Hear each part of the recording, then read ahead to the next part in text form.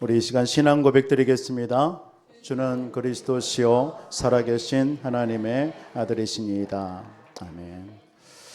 오늘 읽은 이 본문의 말씀을 통해서 오직 믿음으로 사는 삶, 오직의 믿음으로 사는 삶이라는 제목으로 하나님 말씀 나누도록 하겠습니다.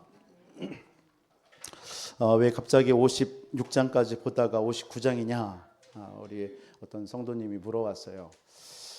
이사야서 오늘 7장부터 66장까지는 세 파트로 이렇게 나뉘어집니다. 그래서 57장부터 오늘 읽은 59장까지가 첫 파트예요. 이제 마지막 이사야의 부분인데, 그리고 60장에서부터 62장까지가 두 번째 파트고, 그러면서 63장에서부터 66장까지가 세 파트, 이렇게 나머지 파트입니다. 그래서 오늘 57장부터 59장까지는 오직 믿음에 대한 부분, 그리고 60장부터 62장까지는 오직 기도에 대한 부분, 그리고 마지막 53장부터 63장부터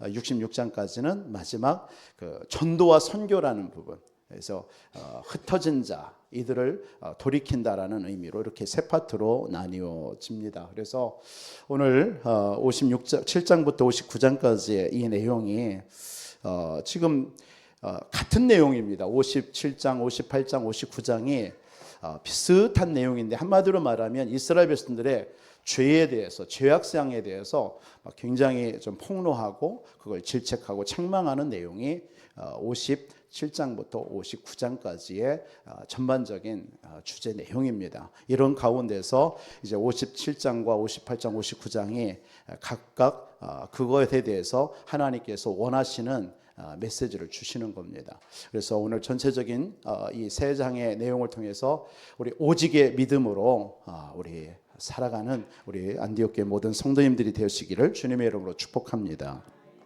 오직 믿음입니다. 우리 기독교의 가장 기본이 오직 믿음이에요. 이 믿음이라는 것은 눈에 보이지 않습니다. 히브리서 11장 1절의 말씀처럼 믿음은 바라는 것들의 실상이에요, 보이지 않는 것들의 증거라고 그랬어요. 믿음이라는 게 손에 잡히고 눈에 보인다면 괜찮지만 그렇지 않습니다. 그런데 이 믿음이라는 그 믿음, 뭘 믿느냐라는 거죠. 여러분들이 무엇을 믿습니까? 우리는 성삼위 하나님을 믿습니다. 지금도 하나님은 말씀으로 세상을 창조하시고, 그 창조하신 하나님의 말씀이 지금 그 하나님이 말씀으로 지금도 역사하고 있다는 사실을 우리는 믿습니다. 그래서 우리는 예배를 드리는 겁니다. 오늘도 이 자리에 하나님은 말씀으로 역사하고 계셔요. 그리고 우리는 예수가 그리스도 되심을 믿습니다. 우리 인생의 문제를 해결해서 이 땅에 오신 그리스도, 지금도 하나님께서는 이 구원 사역을 지금도 영으로 이루고 계시는 줄 믿으시기 바랍니다. 이걸 믿는 겁니다. 그러면서 또한 우리 속에 성령의 역사를 믿는 겁니다. 그래서 성삼위 하나님을 믿는 믿음, 그 성삼위 하나님을 믿는 믿음, 이 오직 믿음입니다. 그래서 예수님께서 마지막 부활 승천하시면서 마지막에 하셨던 말씀도 바로 이와 같은 맥락에서 같은 말씀입니다. 그래서 바로 내가 그리스도다, 그리고 하나님의 나라와 성령의 충만 받아서 땅끝까지 증인되라. 우리는 이 사실을 믿는 것입니다. 우리는 이런 믿음으로 우리는 승리해야 될 줄 믿습니다. 구약에 세절기를 주셨어요. 왜 주셨습니까? 믿으라는 거예요. 뭘 믿으라는 거예요? 구원을 믿으라는 거예요. 그리스도를 통해서 우리의 모든 문제 끝났다, 믿으라는 겁니다. 오순절의 역사를 뭘 말하는 거예요? 성령께서 구원받은 자 속에 함께 하셔서 역사하신다, 믿으라는 거예요. 그러면서 수장절은 무엇이죠? 우리 지난주 추수감사절이지만 우리를 보좌의 배경으로 우리와 함께 하셔서 우리를 지키신다, 그걸 믿으라는 것입니다. 그러니까 성경의 모든 내용이 오직 믿음을 말씀하고 있는 줄 믿습니다. 그래서 이 사실을 믿을 때 우리는 내가 없어요. 내가 없어져야 되는 거예요. 왜냐하면 갈라디아서 2장 20절 고백처럼 내 안에 그리스도께서 사시는 줄 믿습니다. 내가 죽고 내 안에 오직 그리스도를 믿는 믿음, 이게 오직 믿음의 삶입니다. 오늘 여러분들에게 한 주 동안 이런 오직 믿음의 삶이 회복되어지기를 주 예수 이름으로 축원을 드리겠습니다. 그래서 오늘 아까 말씀드렸던 것처럼 57장부터 59장은 이스라엘 백성들이 뭐에 대한 믿음이 없냐? 하나님에 대한 믿음이 없는 거예요. 그래서 하나님을 떠나서 우상 숭배하다가 결국 지금 이스라엘 백성들이 70년 바벨론이라는 나라, 지금 포로된 상태 속에 지금 그들의 영적 상태가 완전히 심각한 정도로 떨어진 겁니다. 영적 상태가. 이런 가운데 하나님께서는 어떤 삶을 살아야 되느냐라고 오늘 우리에게 음성으로 또 말씀으로 주시는 줄 믿습니다. 오직의 믿음으로 우리 살아라. 오직의 믿음으로. 그래서 오늘 이 세 성경을 통해서 우리 세 가지 말씀을 좀 살펴보도록 하겠습니다. 첫 번째로는 우리가 오직의 믿음으로 사는 삶이란 뭐냐? 이사야 57장을 통해서 이스라엘 백성들이 지금 뭐 하냐면 하나님을 의뢰하지 않는 거예요. 의뢰하지 않고 57장 1절 3절부터 계속적인 내용 13절까지 내용이 하나님을 의지하지 않은 그 결과로 우상 숭배, 음란, 타락 이런 게 다 기록되고 있는 것입니다. 그래서 우리가 오직의 믿음으로 사는 저와 여러분들이 첫 번째로 붙잡아야 될 것은 하나님을 의지하지 않고 죄 가운데 살아가는 우리의 삶이 있습니다. 이걸 회개하고 돌이키라는 것입니다. 그게 오늘 이사야 57장이 우리에게 말씀하시는 오직의 믿음입니다. 하나님께로 돌아오라는 거예요. 회개하라는 거예요. 돌이키라는 겁니다. 돌이키라는 거예요. 오늘 57장 1절과 2절은 그 중에서 의인이 있는데 의인이 죽어요. 핍박을 당해요.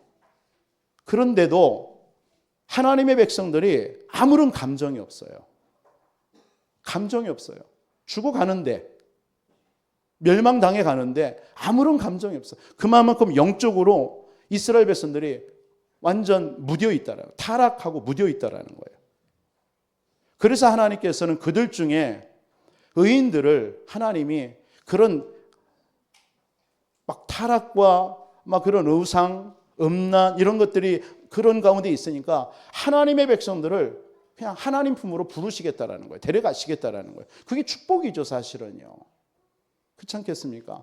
얼마나 그 악한 그런 세상에서 살아가는 그 모습이 그게 쉽겠습니까? 그러니까 하나님 보시기에 그들 가운데 하나님의 의인들을 그냥 하나님 품으로 데려가겠다라는 거예요.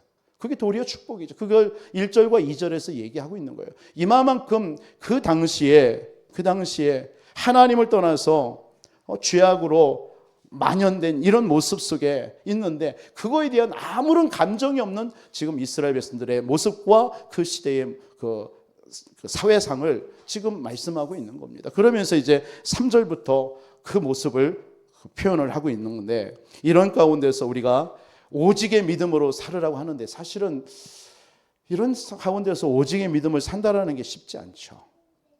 오늘날도 마찬가지겠죠. 그렇잖아요. 여러분들이 힘들고 어렵고 많은 어려움이 왔을 때 거기서 오직 믿음으로 붙잡고 살아라. 말은 쉬운데 여러분들이 그런 삶을 산다라는 게 쉽습니까? 힘들잖아요. 우리 일제시대 때, 일제강점기 때 우리 그런 경우도 많이 있지 않습니까? 그 당시 신사참배해요. 모든 사람이 그냥 절을 합니다.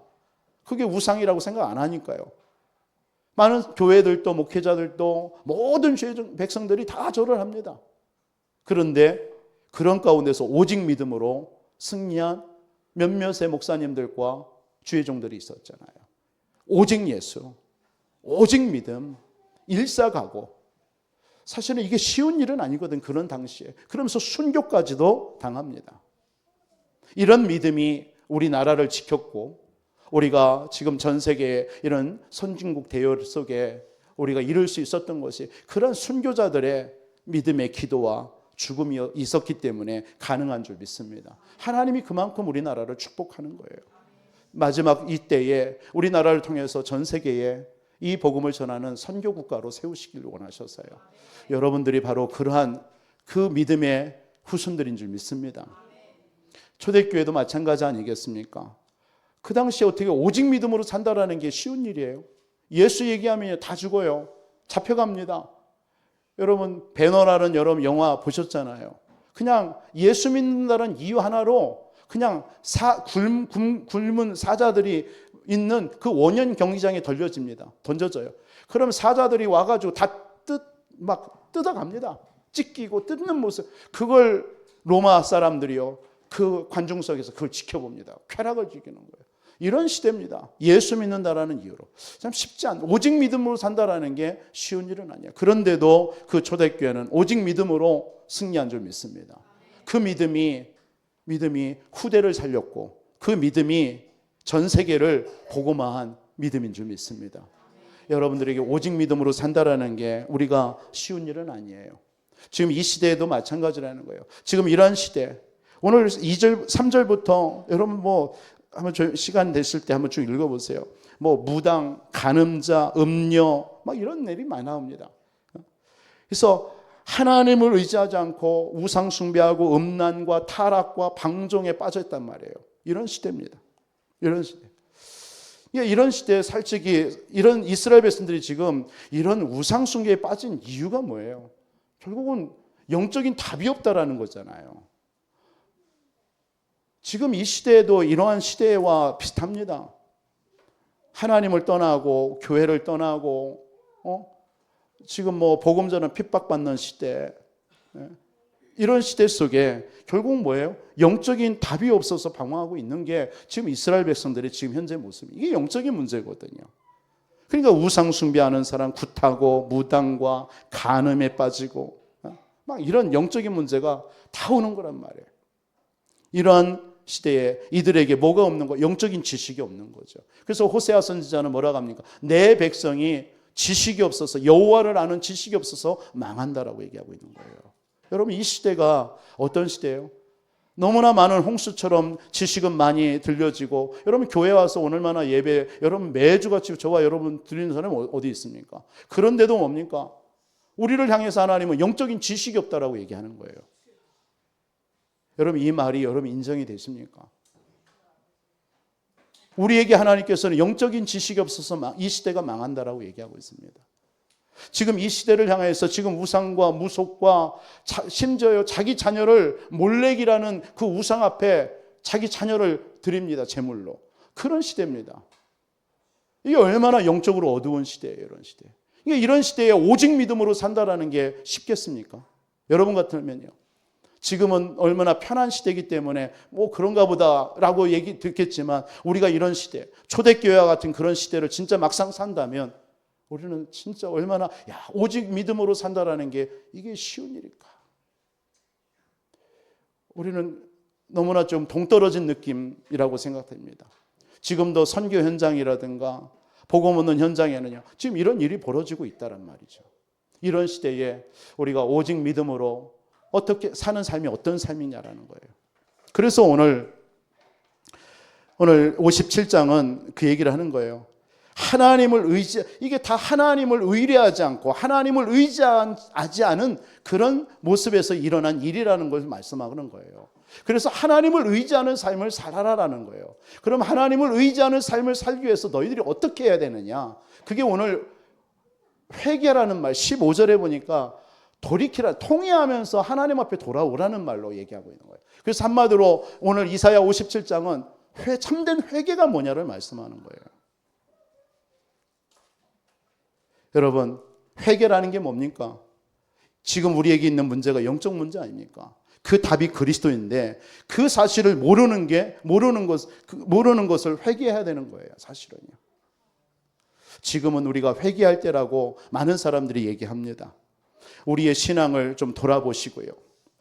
지금도 하나님만을 내가 의지하고 살아가고 있는지. 그건 각자의 신앙이시겠죠.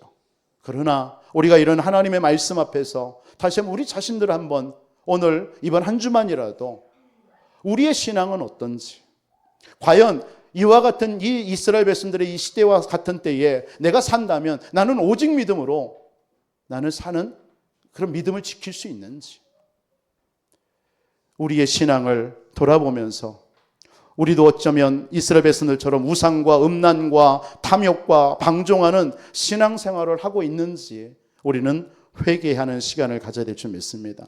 그래서 참된 회개라는 것은 다른 말에 회개라는 의미가 뭐예요? 잘못 것을 뉘우치고 고친다라는 뜻이에요. 회개라는 말이. 뉘우치고 잘못을 뉘우치고 고친다라는 거예요. 고친다. 그랬던 자리에서 여러분들 본래의 자리로 돌아오라는 거예요. 그게 회개라는 의미입니다. 그릇된 자리로 계속 머물러 있지 말고 본래의 자리로 돌아오라는 거예요. 탕자가 아버지의 집을 떠나서 허랑방탕했잖아요. 아버지의 집으로 돌아오는 게 그게 회개예요. 구원이라는 게 뭡니까? 하나님의 형상인데 우리가 타락으로 하나님을 떠난 거예요. 그래서 그리스도의 형상을 붙잡고 하나님의 형상 회복하는 걸 보고 구원이라고 하는 거예요. 그게 회개입니다. 오늘 여러분들에게 오직의 믿음으로 사는 삶 첫 번째는 뭐냐? 우리가 하나님 앞에 하나님을 참된 회개를 통해서 우리의 잘못을 뉘우치며 돌아가서 하나님을 의지하는 삶을 살아야 될 줄 믿습니다. 시편 34편 18절에 여호와는 마음을 상한 자를 가까이 하시고 충심으로 통회하는 자를 구원하신다고 그랬어요. 그 구약에 사울왕이 있고 다윗왕이 있잖아요. 이 사울왕은 사실은 사울왕도 많이 돌아올 기회들이 많았었는데 이 사울왕은 회개하지 않고 자신의 교만 때문에 결국은 귀신 들려 실패한 왕이잖아요. 근데 다윗은 어떤 사람입니까? 다윗도 이 사울왕과 별반 다를 바 없었던 사람이에요. 그 대표적인 이 다윗 왕의 회개의 장면이 시편 51편이 다윗이 범한 죄를 놓고 하나님 앞에 회개하면서 기록한 노래가 시편 51편입니다. 어떤 사건입니까? 다윗은 이 범죄한 후에 빨리 회개했어요. 자기가 이 전쟁이 벌어졌을 때에 왕궁 지붕을 거닐다가 우리아의 아내 밧세바를 보고 취하잖아요. 그로 인해서 그게 죄인데 그 임신한 것을 보고 그 밧세바의 남편 우리아를 불러가지고 전쟁 중에 있는 장군인데 불러가지고 쉬게 만들죠. 왜? 그것을 완전 범죄 만들기 위해서요. 그래서 동침하게 만듭니다. 자기 아내하고. 그런데 왕의 명령을 어기고 무슨 사건을 보죠? 안 해요. 내가 지금 내 군사들은 지금도 저 밖에서 지금 전쟁 중에 있는데 내가 어찌 편히 이 밤 쉴 수 있겠냐면서 아내와 동침을 거부하죠. 그래서 또 다음날 전쟁터에 나가게 됩니다. 이것을 안 다윗 왕이 완전 범죄로 꾸며야 되는데 안 됐잖아요. 그래서 장군에게 저 우리아를 적군의 그 전쟁터에 한 폭판으로 집어넣으라고 만들죠. 그래서 결국은 우리아가 그 현장에서 죽게 됩니다. 그리고 나서 그 아내 밧세바를 취합니다. 이게 완전 범죄처럼 보이죠.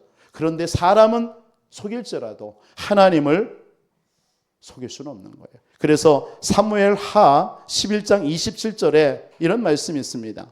그 장례를 마침에 우리아의 장례죠. 다윗이 사람을 보내 그를 누구를요? 밧세바를 왕궁으로 데려오니 그가 그의 아내가 되어 아들을 낳으니라. 다윗이 행한 그 일이 여호와의 보시기에 악하였더라. 악했어요. 하나님 보시기에는 악한 거예요. 이것을 숨길 수는 없는 거예요. 그래서 그 첫 아들이 죽잖아요. 그 때문에 하나님 앞에 금식하면서 기도하다가 다음 낳은 아들이 사실은 우리가 잘 아는 솔로몬 왕입니다만은 하나님은 이 사건을 통해서 하나님이 다윗에게 책망을 합니다. 나단 선지자를 보내가지고 양 비유를 해요. 다윗 왕에게. 어느 부잣집에 양이 많은 부자가 있었다. 그런데 한 사람은 과부인데 자식도 없다. 근데 애지중지하는 양 한 마리가 있었다. 근데 이 부자가 손님이 오니까 자기 많은 양 중에서 잡아서 잔치를 벌이면 되는데 그 옆에 있는 과부 집에 한 마리밖에 없는 양 한 마리 가지고 애지중지하는 그 과부를 그 양을 잡아가지고 잔치를 벌였다. 그랬더니 이 다윗이 그 말을 듣고요. 막 화를 내죠. 분노하죠. 그 녀석이 누구냐고 막. 그 사람이 어떤 사람이냐고. 그때 나단 선지자가 뭐라고 하죠? 당신이 바로 그 사람입니다. 당신이 그 사람이에요. 다른 사람 모른다고 생각했겠죠. 그러나 하나님은 아는 거예요. 그때에 이 다윗이 두말 없이 뭐라고 얘기합니까? 내가 하나님 앞에 범죄하였나이다. 그러면서 기록된 성경이 시편 51편이에요. 시편 51편 3절과 5절에 이런 말씀이 있어요. 물은 나는 나의 죄과를 아오니 내 죄가 항상 내 앞에 있나이다. 5절에 내가 죄악 중에 출생하며 어머니가 죄 중에서 나를 잉태하였나이다. 다윗은요, 그런 죄를 범한 후에 곧바로 하나님 앞에 회개하는 거예요. 여러분, 죄의 뿌리가 어디에서 시작된 거예요? 우린 잘 압니다. 그게 바로 창세기 3장에 하나님을 떠나서 온 영적인 문제, 원죄입니다. 원죄예요. 우리는 죄를 지을 수밖에 없는 그런 죄성을 가진 인생입니다. 여러분, 누구를 정죄할 수 있습니까? 여기에 저와 여러분이 누가 어떻다, 무슨 문제 있다고 그래서 정죄할 수 있는 사람이 있습니까? 과연? 우리도 그와 같은 사람이에요. 우리도 이렇게 의롭다 하지만 삶을 사다 보면 우리도 때로는 넘어지기도 하고 우리도 죄를 지을 수도 있는 것입니다. 그게 우리에게 있는 원죄예요. 그러니까 이 다윗은 결국은 그것을 회개한 겁니다. 저와 여러분들에게도 사실은 이런 다윗과 같은 모습이 사실은 없는 게 아니죠. 말을 안 해서 그렇지. 우리도 이런 모습들이 날마다 짓는 죄들이 많이 있단 말이에요. 우리도 죄 가운데서 태어났고 죄 중에서 잉태되었고 죄악 중에 살다가 영원한 지옥 갈 수밖에 없었던 그런 인생들 아니었습니까? 그래서 성경은 뭐라고 얘기합니까? 모든 사람이 죄를 범하였음에 하나님의 영광에 이르지 못하더니 의인은 없나니 하나도 없느니라. 여러분, 이 죄를, 그래서 하나님을 떠난 이 문제를 해결해 주시기 위해서 이 땅에 독생자 예수 그리스도께서 오셔서 십자가에 피 흘려 죽으시고 우리의 죄를 용서하신 줄 믿습니다. 그러면서 다 이뤘다 말씀하신 거예요. 그분의 이름으로만 우리가 구원받을 수 있는 거예요. 그 이름으로 하나님 앞에 나아가면 되는 거예요. 다윗이 바로 이 그리스도, 오실 메시아 그리스도의 언약 붙잡고 하나님 앞에 참된 회개 속에 들어간 것입니다. 그때에 하나님께서는 이 다윗의 죄를 용서하시고 그 후에 솔로몬을 아들로 주는 말씀입니다. 바울은 이와 같은 내용을 통해서 로마서 7장에 이런 말씀을 합니다. 로마서 7장 19절에 내가 원하는 바 선을 행하지 아니하고 도리어 원하는 바 악을 행하는도다. 우리는요, 선을 행할 능력이 솔직히 없어요. 여기 하나, 저도 마찬가지고 여러분 하나. 그래서 선을 행할 능력도 없고 그래서 누군가를 정죄할 수가 없습니다. 그래서 바울은 뭐라고 고백합니까? 오호라 공고한 자로다. 이 사망의 몸에서 누가 나를 건져내랴. 우리는 완전한 절망과 완전한 좌절 속에 살아갈 수밖에 없는 그런 인생 아닙니까? 그런 우리를 위해서 그리스도께서 용서하시고 우리를 구원하여 주신 줄 믿습니다. 이것을 깨닫는 걸 보고 죄에 대한 깨달음이라는 거예요. 이걸 보고 죄에 대한 회개라고 얘기하는 거예요.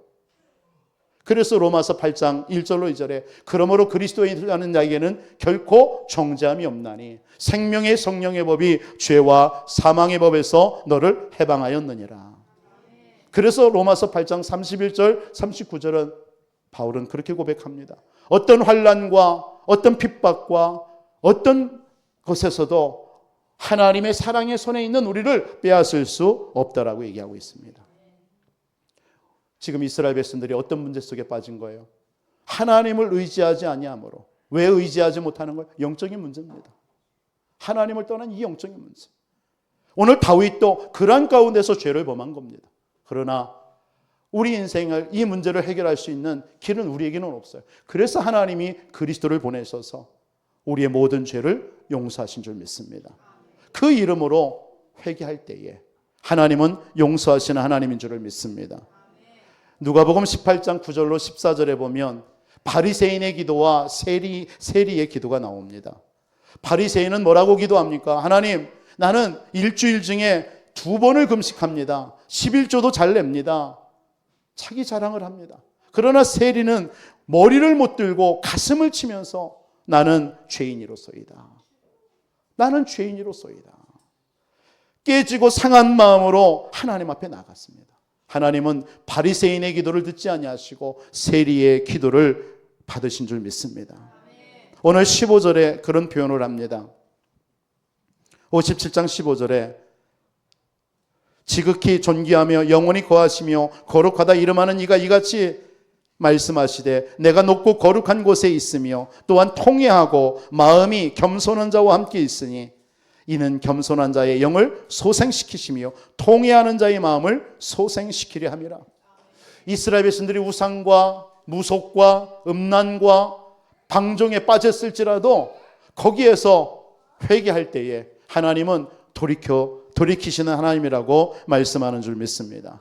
다윗이 그렇게 회개하고 나서 고백한 시가 시편 103편 내용입니다.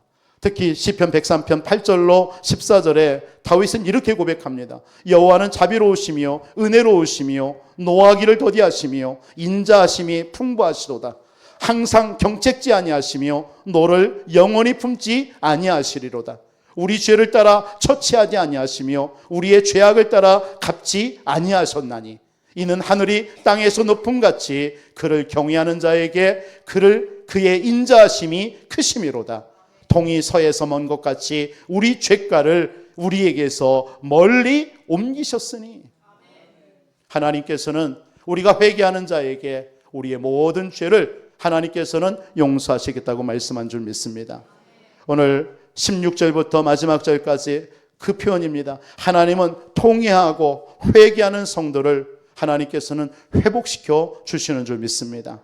오직 믿음으로 사는 삶, 어떤 삶입니까? 참된 회개를 통해서 하나님을 의지하는 삶을 살아가시기를 주님의 이름으로 축원드리겠습니다. 두 번째로 오직 믿음으로 사는 삶이란 어떤 삶이냐? 그게 오늘 이사야 58장의 내용을 통해서 우리는 두 번째 오직 믿음으로 사는 삶은 어떤 삶입니까?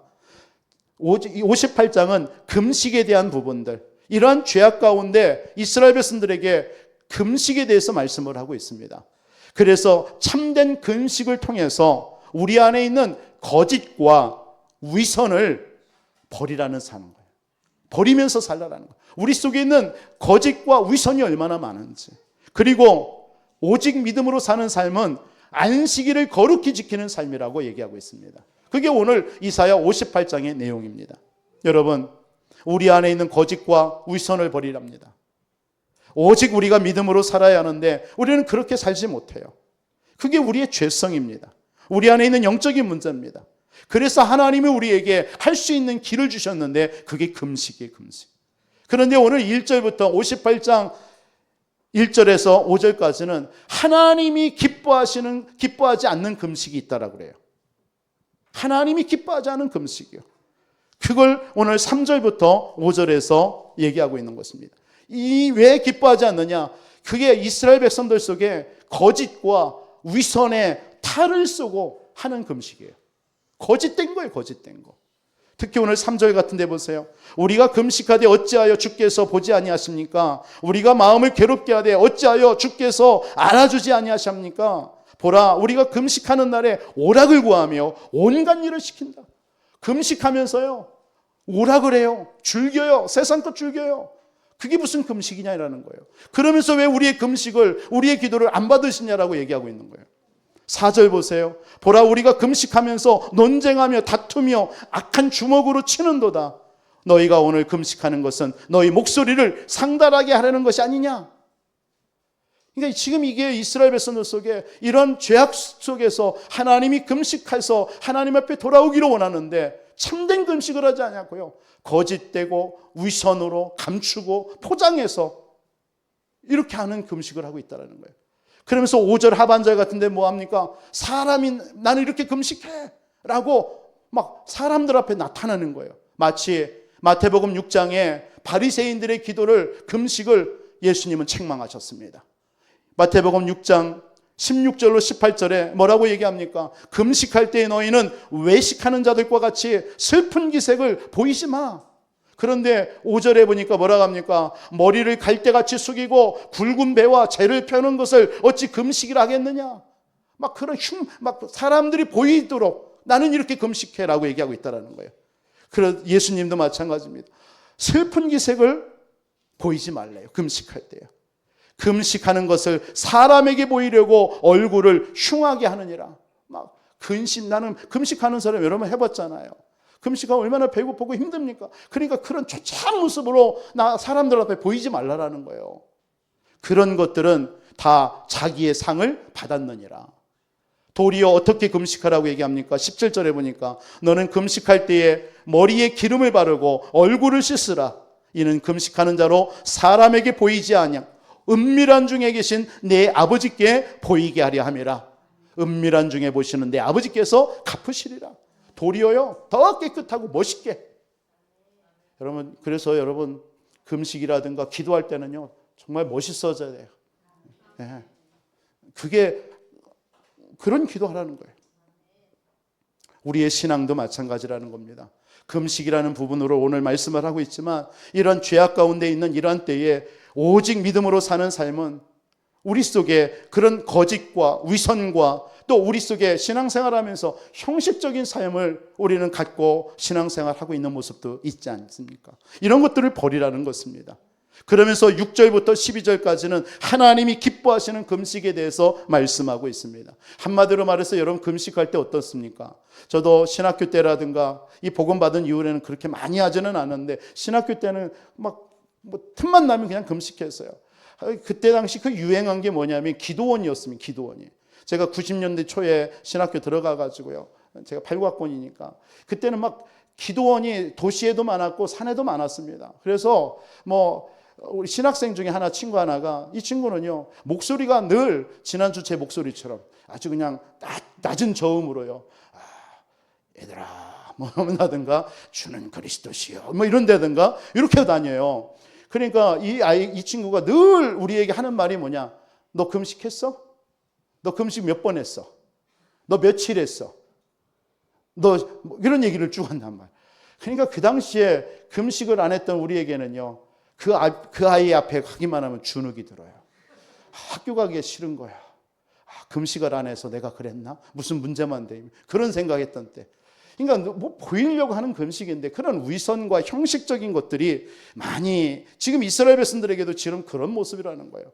진정으로 하나님 앞에 회개하고 돌이켜야 되는데 형식적인 그런 모습이에요. 그러나 하나님이 기뻐하는 금식은 뭐라고 얘기하냐? 6절부터 보세요. 6절에 뭐라 합니까? 내가 기뻐하는 금식은 흉악의 결박을 풀어주고 멍에의 줄을 끊어주고 압제당하는 자를 자유케 하고 모든 멍에를 꺾는 것이 아니겠느냐. 그러면 쭉 12절까지 금식에 대한 유익에 대해서 얘기를 하고 있는 겁니다. 한마디로 말해서 여러분 금식할 때 우리가 깨끗해집니다. 우리의 영이 맑아져요. 솔직해요. 여러분 금식하고 나면요 힘들지만 우리의 영이 굉장히 맑아집니다. 그리고 치유와 회복과 오늘 뭐라고 표현하느냐? 물된 동산과 같이 이스라엘 백성들은 물이 얼마나 귀합니까? 근데 물된 동산과 같이 너희들을 축복하겠다라고 얘기를 하고 있습니다.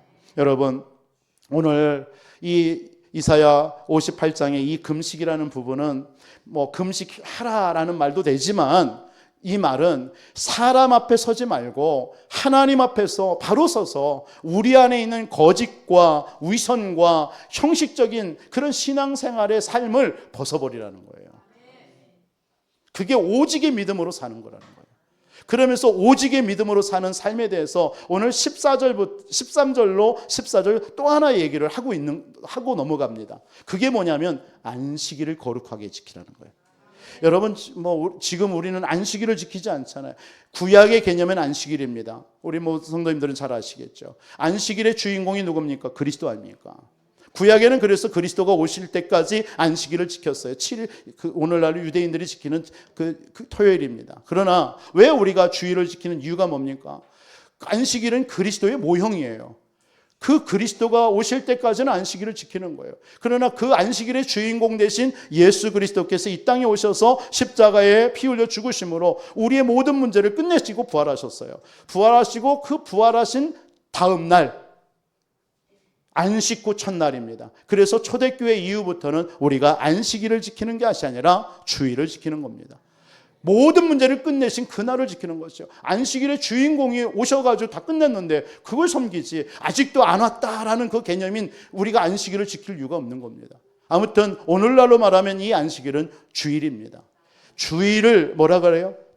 올바로 지키라고 하는 거예요. 13절에 보면 내가 안식일에 네 발을 금하여 성일의 오락을 행하지 아니하고 안식일을 일컬어 즐거운 날이라. 여호와의 성일은 존귀한 날이라 하여 이를 존귀하게 여기고 내 길로 행하지 아니하며 오락을 구하지 아니하며 사사로운 말을 하지 아니하라. 그러니까 여러분, 주일날은 여러분, 이게 율법적인 개념으로 말씀하는 게 아니라 주일은 하나님 앞에 드리는 날입니다. 여러분, 주일을 온전히 지키시기 바랍니다. 그게 성숙한 신앙인이고 그게 오직의 믿음으로 살아가는 삶의 신앙인의 삶입니다. 주일을 온전히 지키래. 그래서 주일날은 여러분들 가능한 한 어떤 세상적인 거, 육신적인 거, 그런 것들을 끊으셔야 돼요. 사실은요. 어떤 약속이나 이런 부분들도 여러분 가능한 한 주일날이 아닌 다른 날로 우리가 지켜야 될 줄 믿습니다. 그래서 주일을 온전히 우리가 지키는 삶을 살라라고 말씀하는 거예요. 그렇게 하면은 14절에 얘기하는 거예요. 네가 여호와 안에서 그렇게 안식일을 온전히 지키면 네가 여호와의 안에서 즐거움을 얻을 것이라. 내가 너를 땅의 높은 곳에 올리고 내 조상 야곱의 기업으로 기르리라. 이 말은 뭡니까?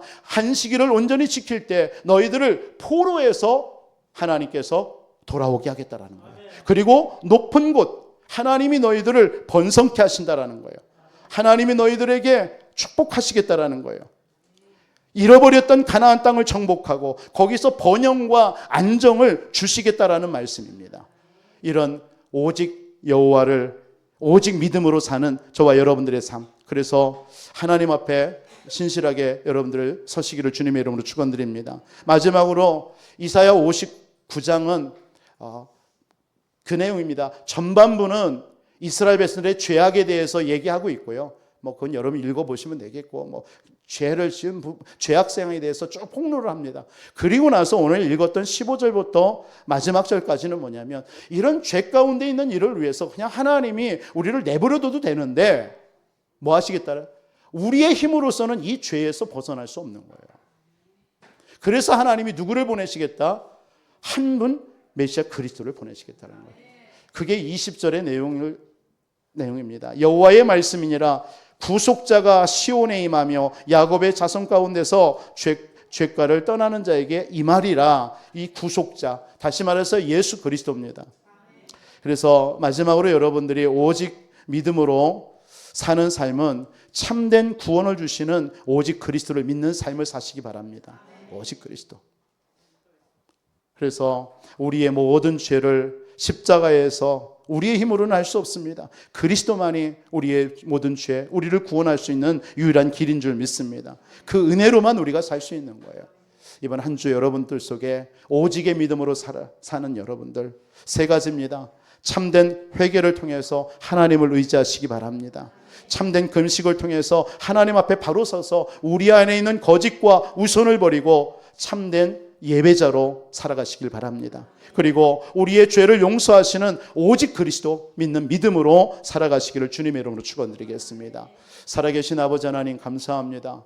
오늘 사랑하는 모든 죄 백성들에게 이번 한 주 우리가 따라갈 말씀, 오직의 믿음으로 사는 삶, 우리도 죄악이 관영된 이 세상입니다. 이런 속에서 우리가 어떻게 살아야 되겠습니까? 하나님, 오직의 믿음을 주옵소서. 하나님, 오직의 믿음, 정말 그거 오직 그리스도밖에 없는 줄 믿습니다.